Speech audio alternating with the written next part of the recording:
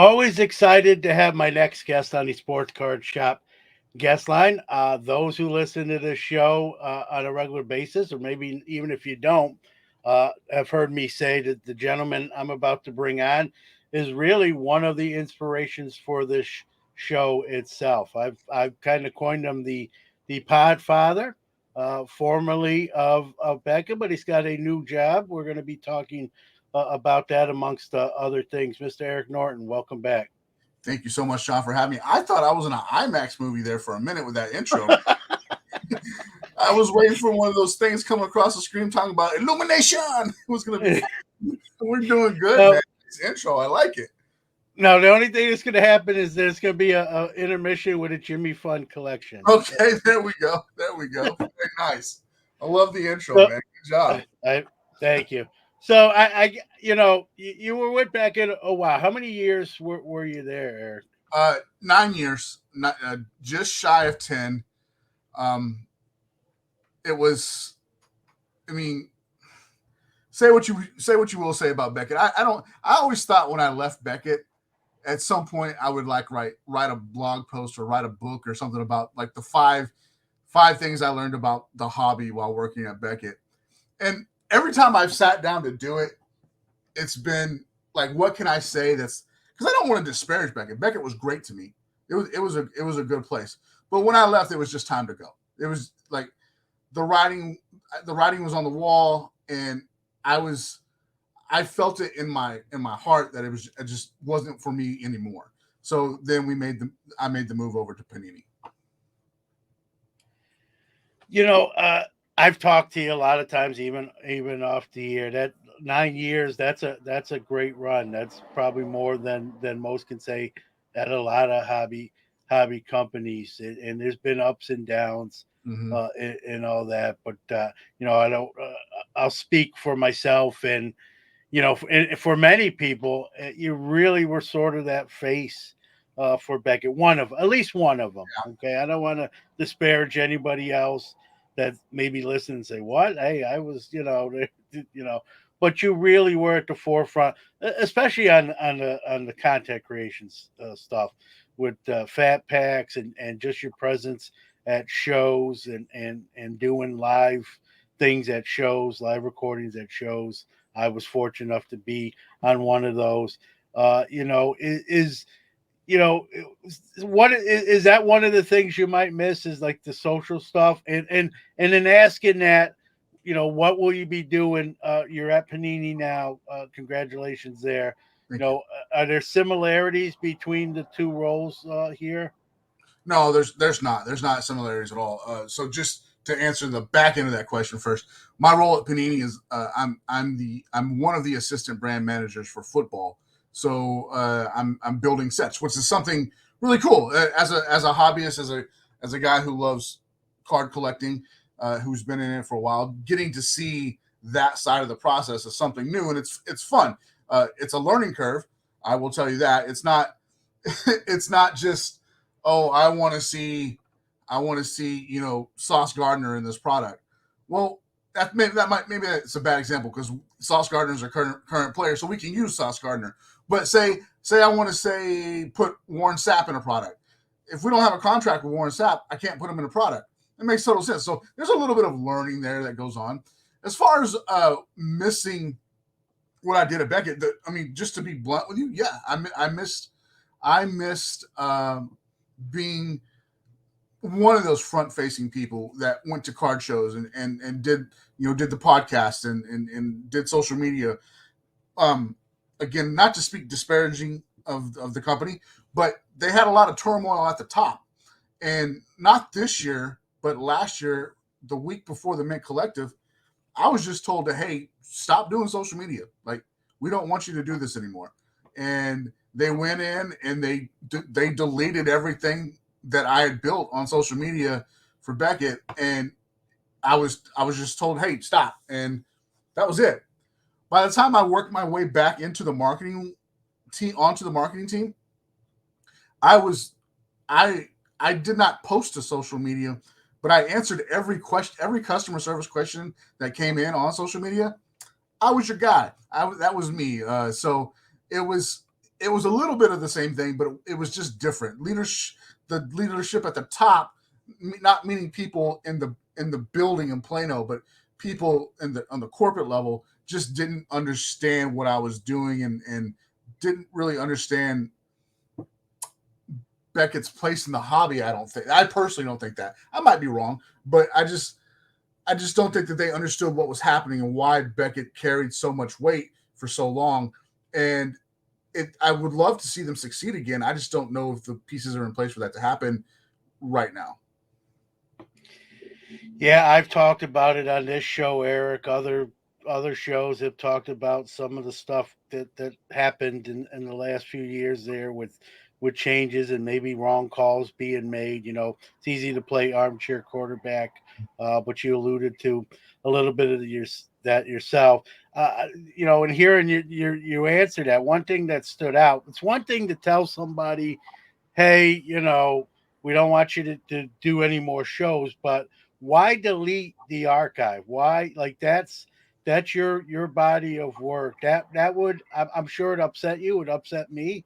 Mm-hmm. Nothing to apologize for being like, what is one thing? Hey, we don't need any more shows. We could do a whole show on whether that was even the correct decision. But why take it further than that and then delete what already's been done? Why do you think that was? What I was told um, was they were changing the brand. Basically, that's what happened. And we all know about the new Beckett logo. We've all seen what that looks like now. So they wanted to change the whole brand, and they weren't happy with the tone with what I was putting forward. That's fine. Um, my my my issue with it is like I just wasn't told. I wasn't told that this was coming. I logged into Instagram on a Saturday morning, and it was gone. And like I wasn't given a heads up or anything like that. That was a really crappy move. Again, I just want to reiterate: people in the building, people in the building in Plano, this wasn't coming from them. I knew that, and they were upset about it too. It was people above their heads that were making these decisions. So we had no reply, no say for it at all. I ended up going to that First Mint Collective. I was going there intending to host a podcast from there the whole weekend, and I literally just went there and walked around because I had no job while I was there, and so it was a little discouraging. It was cool at the same time. I got to meet some people and shake hands and do all that kind of stuff. But to answer your question directly, why delete the archive? It was their call, and it was something I don't think that they understood, and they made that call, and now look where it's at. And it's getting better with the people that are there now, but it's not where it was. I personally don't think it was where it was. Yeah, no doubt. I don't, how I feel about you, and I like I said in the open, this show probably exists because of you and Fat Packs and like I always joke, you're my son's favorite hobby podcaster, so I'll have to remain number two on that list. Uh, so you're at Panini now. You mentioned your brand manager. Is that something like in the back of your mind? Maybe not even thinking about just company specific, but like, hey, this is something I'd like to do. I'm a huge football guy. I think you know that. I know you know your stuff, so they've got the right person, in my opinion, in that position. Was that something you thought about even while you were at Beckett? Like, hey, if I ever go to a card manufacturer, this Mm-hmm. is something I'd like to do. I think I'd excel at it. Was that something you thought about, or not necessarily? So truth be known, I started applying at Panini in like 2014, 2015. And I had just started. I'd been at Beckett maybe a year, maybe 2 years. And they had a position open on the product development side when they had the hockey license. And I applied for that position. And I even interviewed for it. And so it's been something that I was trying to get to Panini for 5 or 6 years. And the roles that interest me were, yes, product development, which is where I'm at now, working with a great group of guys, and also like acquisitions. So I like the travel. I like the, you've been a part of this. You've seen it. I like sitting down with athletes, listening to them talk, watching them sign and stuff like that. That's fun for me to do. I like doing that. So I applied for many positions there at Panini. It just so happens that this time, with the circumstances that were taking place in the industry at the time, there was a position open, and I filled a need, and I believe that I can do it well. There is, like I said, there's a learning curve, and I have a lot of we Panini as a whole has a lot of responsibility with the NFL license still to the hobby. So I personally want to make sure I do the best that I can, so hobbyists are excited about the products that are coming out. With that being said, coming over to Panini from Beckett, I was on the I wasn't on the fence. It's something I wanted to do, but I was on the fence. Was I making the right decision? And then I saw that Tracy Hackler was coming back, and I saw that Joe White was coming back, and I knew immediately I had made the right decision. So it's a team that I'm proud to be a part of, especially with those two gentlemen. Tracy's been in the industry forever, and so is Joe. And there's a lot that I can learn from them. And both of those guys were at Panini before, so they know the industry, they know the business, and I'm looking forward to being under their learning tree. How weird was it? I got to ask you, just a hobby or even a regular job, right? Anytime you're somewhere for 9 years and then you start a new job like that first day, talk about like just the kind of the thoughts, maybe the emotions of, you're even with the ups and downs. Anytime you're with something for 9 years, there's an attachment there. Talk about like your first day, with Panini, some of the things going through your mind, emotions, and that sort of thing. So being at Beckett for 9 years, man, there was there was a level of comfortability that I had there. Uh, I'll name a few guys like Jeremy Murray. I love Jeremy Murray. There's nothing that I call him. He's a friend, but he's a confidant. I listen to him. I immediately knew that I was going to miss that. Brian Fleischer, who I worked for many years, again a friend and a confidant, and I knew that I was going to miss being under his tutelage. Ted Barker, who had recently just retired, but Ted is another guy that I love, that I respect, and I knew I was going to miss him. And then one more, Alex Soriano. I knew I was going to miss him, even though Alex lives in San Diego. It was nothing for us to pick up the phone and chat. So on day one at Panini, walking into knowing that I can still call those guys if I need to, but they're not Panini employees. They don't understand. They don't necessarily know what's happening in Panini. So I was starting over from scratch, and that is kind of scary in and of itself.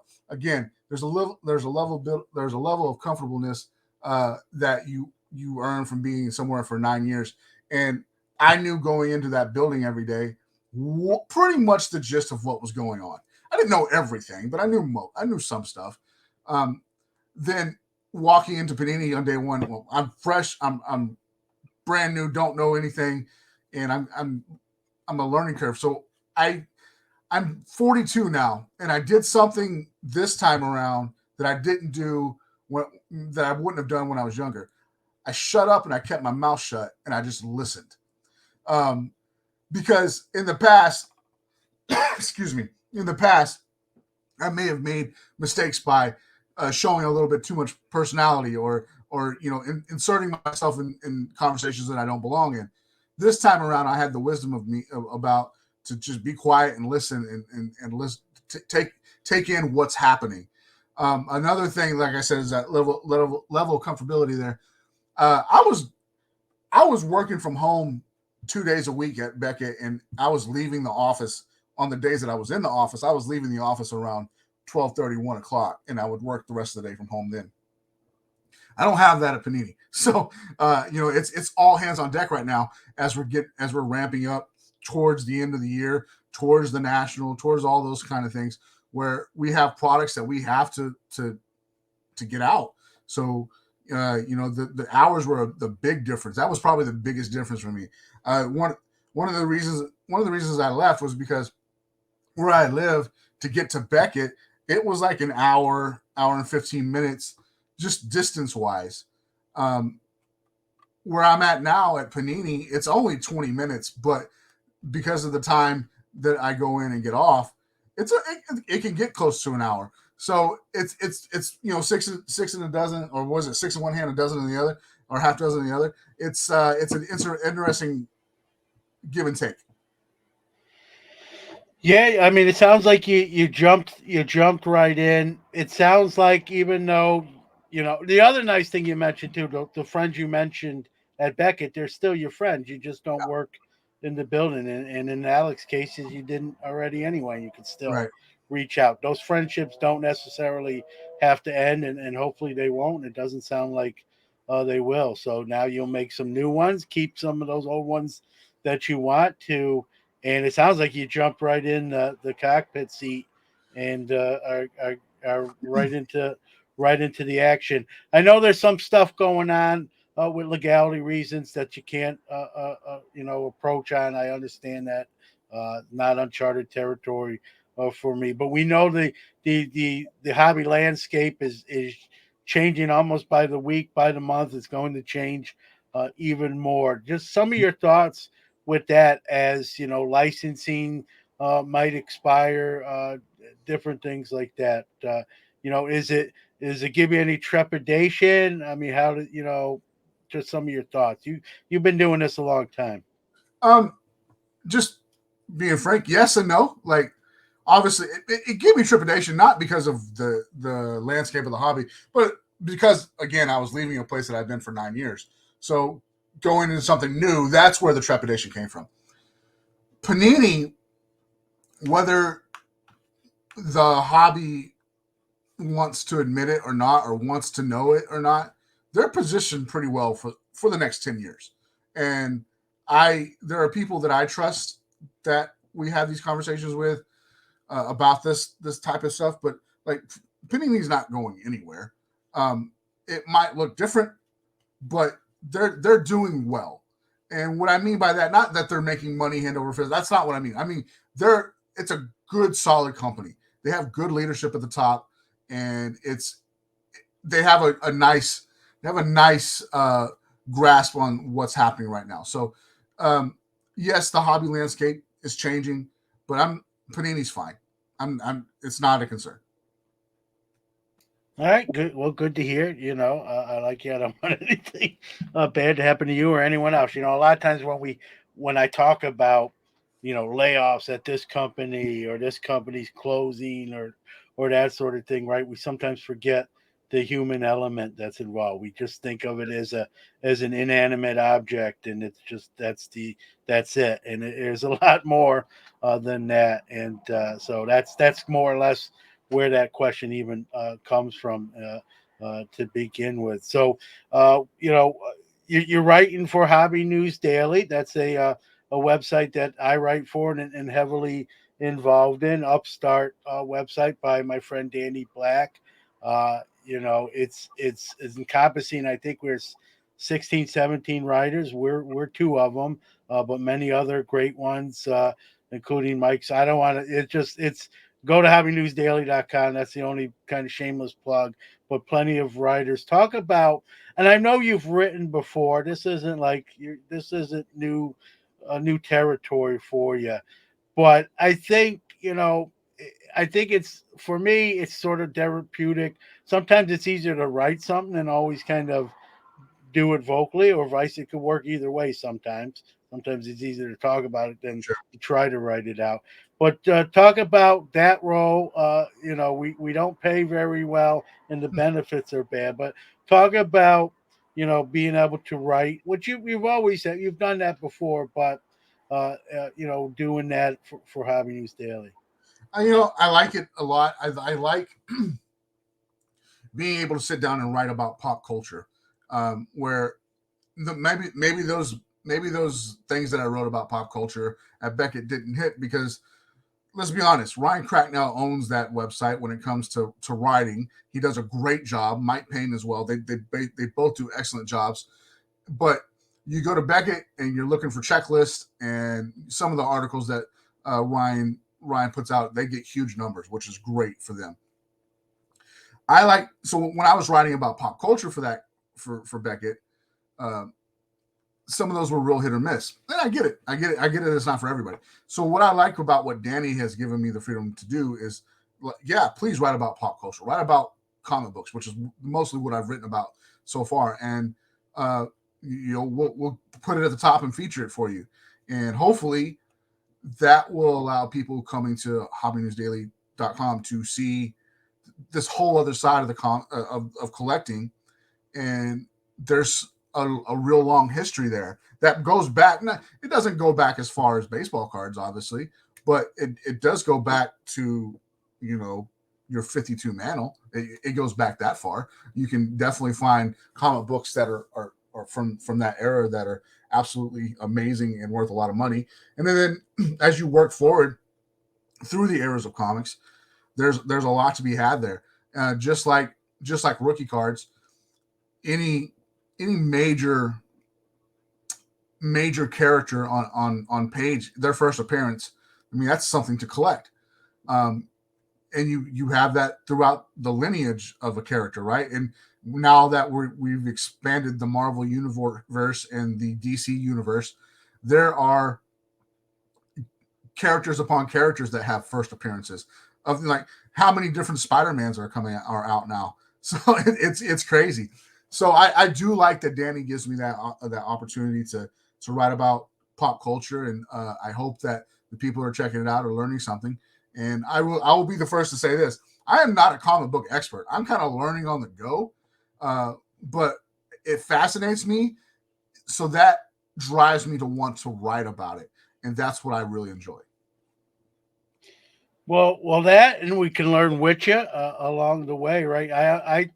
I didn't even really think about this till reading some of your articles, Eric. I actually had, growing up a young kid in Brooklyn, I actually had a comic book before I ever had a baseball card or See, any there you type go. of trading card. And you mentioned, like, comparing comics to cards. Obviously, first appearances would be the parallel to a rookie card. And we talk about what some of these cards, break records with their auction sales, right? If you're one of the few lucky people to own a Superman #1, you're Mhm. you're a millionaire multiple times.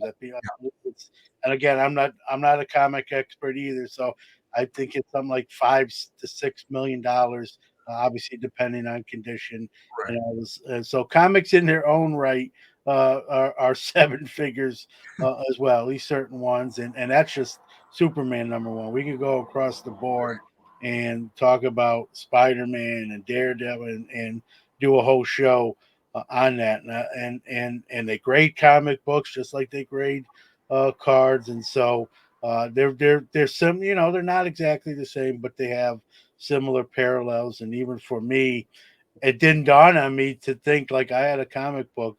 While I'm not a comic book guy now, as a kid I had boxes Sure. of comic books, and I think it's sort of a rite of passage when you're a kid, that's one of the things you own and read at some point or another. And and we'll learn with you, and you do the work, and you do the due diligence. So obviously look forward to future articles as well, and not just comics, but like you said, pop culture as well. And that's the nice thing with the site, Eric, as you already know.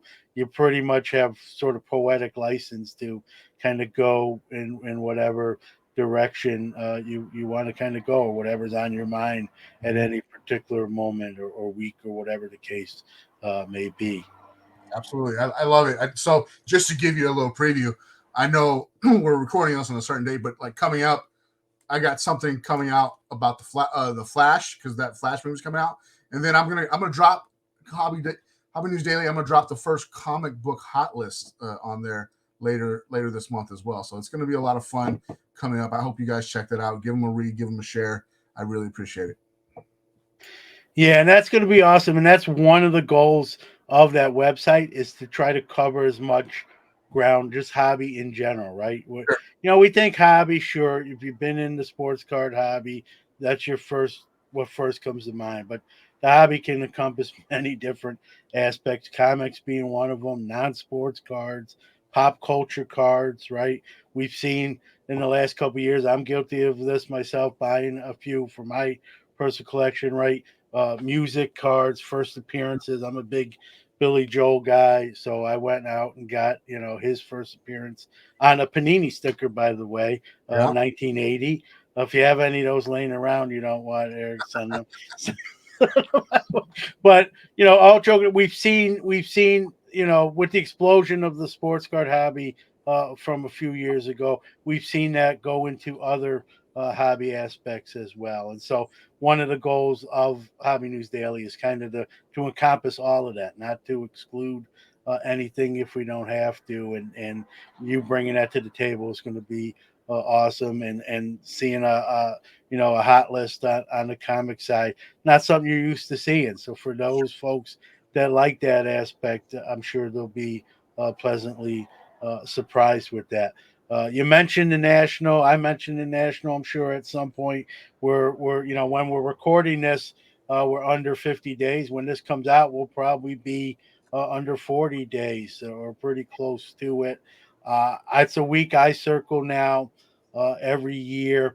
I remember even my first one, even though for as long as I've been in the hobby, my first one was only in 2019. So only, or 2018. I always forget. Whatever one was in Chicago that year. And I got to actually be on your show with Jeff Hoffer. And you asked me, hey, first national, what did you think? And I just said, man, it's like, it's overwhelming. But, I remember telling you, like, if it isn't here, it probably doesn't exist, or it's Sure. really, really super rare. It's an event I think most of us circle on the calendar every year, to see old friends, see new friends, maybe meet someone for the first time. You obviously went prior representing Beckett. This will be different for you in the sense you'll be wearing a new hat. Your thoughts on this national back in Chicago and in a new role. What are your kind of your feelings and thoughts pertaining to that? As we record this, I cannot tell you 100% that I'm gonna be going to the national with Panini. I will, however, be there. If I'm not there with Panini, I will be there with Signatures for Soldiers, uh, helping Tim out as the chairman of that organization. I feel blessed to be in that position, and it means a lot to me. You know this, but people who might not know me might not understand the impact that Tim has had.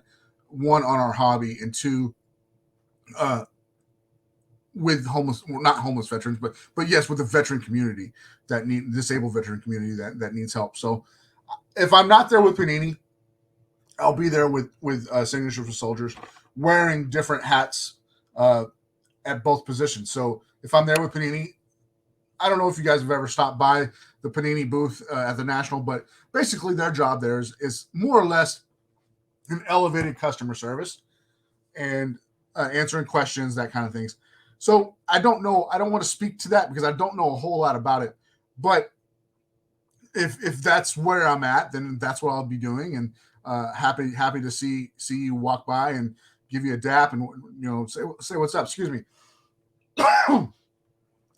Otherwise, I will be at the Signature Soldiers booth helping out Tim. My wife's going to be there. I'm bringing my kids this time, so we're all. No, it's a whole family trip. We're going to make the trek up to Chicago and trek it back, and we're going to have a good time. So this will be my kids' first national. I'm more excited to see. They hate card shows, so I'm excited to see what they think about this one. And hopefully, they'll like it a lot more than going to the Dallas card show. I drag them over there, or a local show. Um, they don't like it because they don't have Legos. They're not really into sports cards. They're in comic books, so they don't really care about going to the Dallas card show. What I was able to sell them on, though, is I know for a fact that there are booths at the National, specifically in Chicago, that do have Legos. So hopefully they'll see some of that and be happy with that.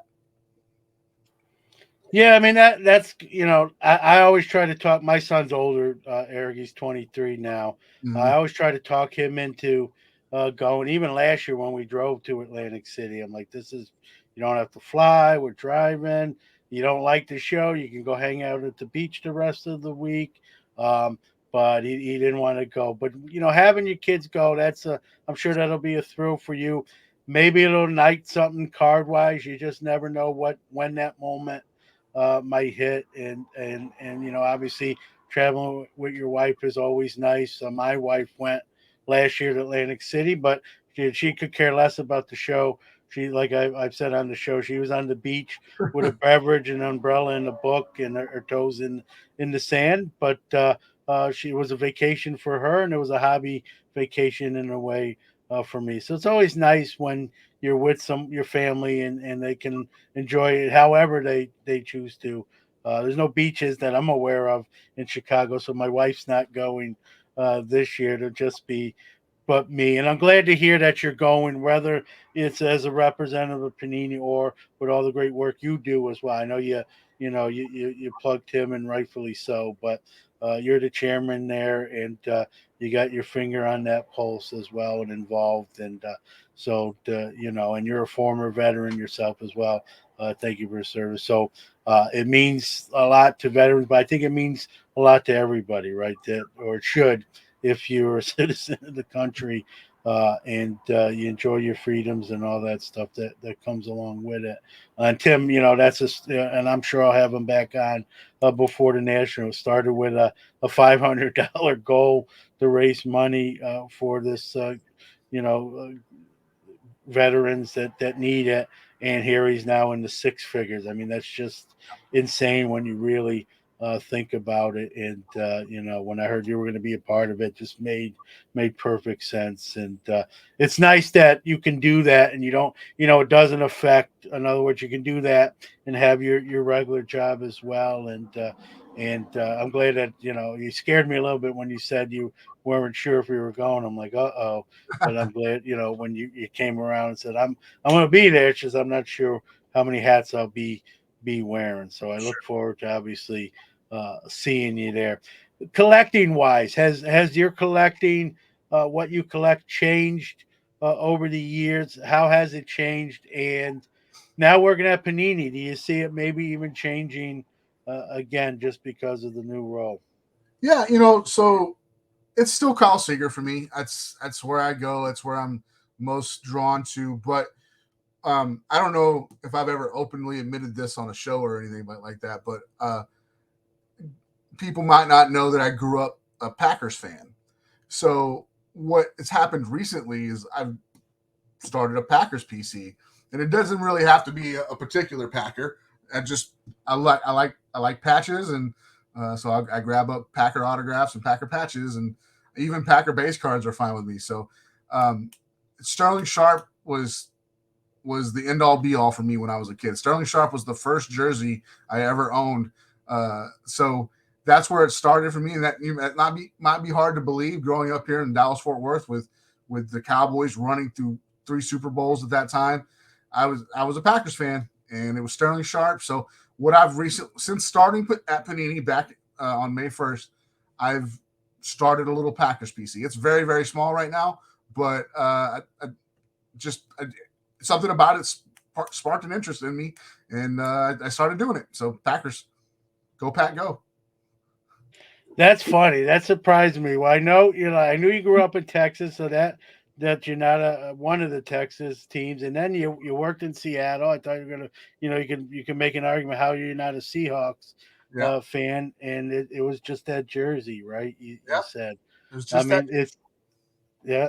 And for me, I'm a New York City kid, but I'm a Pittsburgh Steeler fan. It's actually the only professional team that's not New York that I'm a fan of.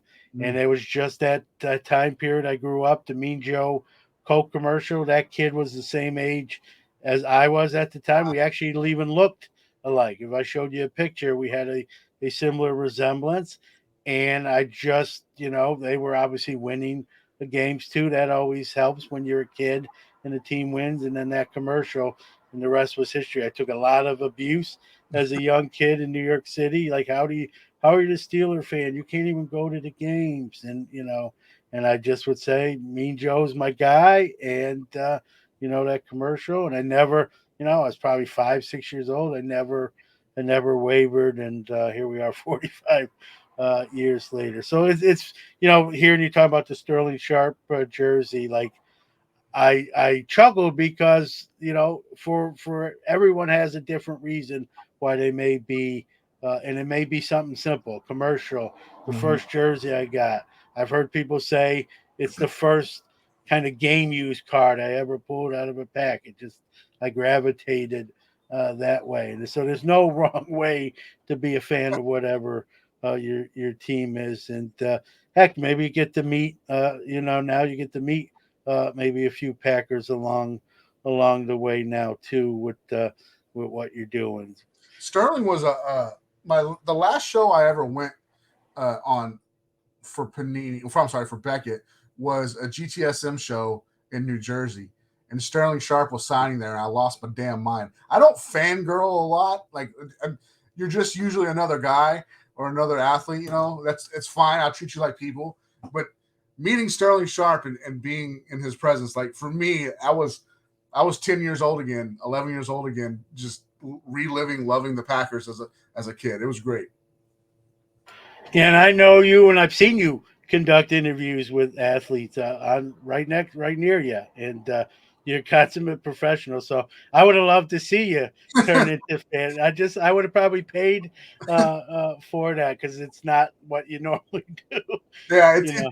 you're right, man. Because you got to be professional, right? You know this. You just got to be professional. But like being there, seeing Sterling, and just reliving that in my head, it was great. So I hope that he doesn't think I'm some weird guy now. But anyways, it was cool to do, and I was grateful for the opportunity to do it. Yeah, I think those guys get it. You know what I mean? When somebody gets excited, they know it's not the first time. And truthfully, if I was an athlete, I'd be that would make me feel good that someone thinks that much of me, that they're emotional about it, or giddy or happy or whatnot. I get asked that too. Was it what athlete or celebrity would get you like that out of your kind of comfort zone? And I think it's probably a lot of people's. The way I answer that just quickly without really, really thinking about, Michael Jordan would be one. And on like just pop culture celebrity side, I'm a big Robert De Niro, Al Pacino fan. Those are two of my favorite actors. I've never met them. I've met actors before, Billy Crystal, Danny Aiello, no problem there. Talk to them. Danny Aiello, rest in peace. But if I ever met Pacino or De Niro, that would be, I'd have to like, kind of take a deep breath and like maybe, I still would probably go make an idiot out of myself, but it still would be very cool to meet him. So I get it for sure. I'm gonna give you two more, and one you're gonna All love. right. You're gonna love, just because of who you are and where you're from. If I ever met the Beastie Boys, I don't know that I would be able to contain myself. Uh, it would just be completely insane. And then coming up very, very soon, I'm going to have a chance to meet Rosaria Dawson. And I'm going to go ahead and just apologize to my wife right now, because she'll be there too. Uh, I'm going to meet her in a few weeks, and I don't know. I might I might need a paper bag or something like that. Yeah, that's funny. That's funny. Wives are most wives are pretty forgiving with that. My wife asked me once, what female actress like would I like to meet, or do I have a thing for? And at the time, she's older now, as am I. If we forget we're aging with them, but Marissa Tomei back in the day for Sure. sure Yeah. was a big one to me. Brooklyn native, so there's a little bit of that in there. And my wife said, "All right, I'll let you have one." She was kidding. You mentioned the Beastie Boys. One of my biggest regrets, and I know there's bigger regrets you can have than. I'm a huge Beastie Boys guy. Somehow, and I'm a big concert guy. I go to a lot of concerts. Somehow, some way, and I'm really sad to say this now without Adam Yauch gone too, and I never saw them in concert. As big a fan as I am, it doesn't make me less a fan. It just it's funny. They came to Syracuse once. I'm in Syracuse for those that don't know. They only came here once while I've been here, and actually there was a lot of hoopla. They were doing some on-stage stuff, and the local politics threatened to arrest them. Mm. And I was planning to go, and this was a while ago, Eric. I don't even remember what happened, but something came up where I couldn't attend. I was like really, really bummed, and I'm even more bummed now because at the time you say, well, I'll catch him. I'll go to New York and catch him, or I'll travel a little bit and catch him at another venue. You think in that moment, and Mhm. here we are years later, and that's unfortunately not going to ever be the case. So I was bummed then, and hearing you mention them, it's a little bit of an open wound that, as big a fan, I almost call myself a super fan. Read the books, have all the albums, have vinyl, Mm. and if you saw and knew like what the Beastie Boys meant to me, you would just assume I've seen them 10 times, and yet. I never seen them in person at all. So one of my musical regrets, I'll just say. But hearing you say that, warmed my heart because I'm a huge BC Boy guy. Here's the crazy thing: as big as a fan as I am, I don't think I would get like crazy. I don't because I know so much about them. I Sure. almost feel like I know them, even though I don't know them personally. I almost feel like from reading the books that they wrote and other people wrote. I almost feel like I kind of grew up with them. So I would be honored to meet them. But I don't think I'd get like too giddy. I'd probably pinch myself and like I'd probably say like this is amazing to find. But I don't think I would be too bad. I think I'd be composed enough to have a normal conversation anyway. I So would hope so, man. Because us grown men, we can't be freaking out over. I yeah, say no doubt. It's all right. It's all right every once in a while. We get a pass too. I So want to give your listeners a tip here. So hearing what you just said about the Beastie Boys, uh, in the mid '90s, I had a chance to go see Frank Sinatra here in the Dallas Fort Worth area, and I didn't do it because I didn't quite understand who he was. And he was much older. It was much later in his life. I didn't do it. I passed on it. And getting older and appreciating his music, I wish that's something I look back on and wish I would have done. So now, much like you, because I see your social media photos. I go to every concert I can get to almost just to say, hey, I see that. I went and saw Bon Jovi last year. I can't stand Bon Jovi, but I went because I had never seen him before and I wanted to see what it was like. Was it great? No. Am I happy I went? Absolutely, because it was something I'd never done, and I don't. I mean, I'll never do it again. But I did it last year, and I'm good with it. yeah, you gotta live. You gotta experience stuff. I have one quick Bon Jovi story. It's one of my wife's favorite bands, so I went. I like them. I don't want to make it like she dragged me. It was actually the worst show Yeah. worst concert I ever went to. Not because of them, but they had it on a golf course, Eric, and Oh, it was like it was general admission. So it was 40,000 people. They opened the gates and you just had to run to the stage. yeah. Well, I'm probably 46 at that time, maybe 45, 44. I'm not running. Number one, I'm not that big of a. My wife's not running, even though she loves them. So we just walk, and everyone else is bum rushing the stage, and we're off way to the side.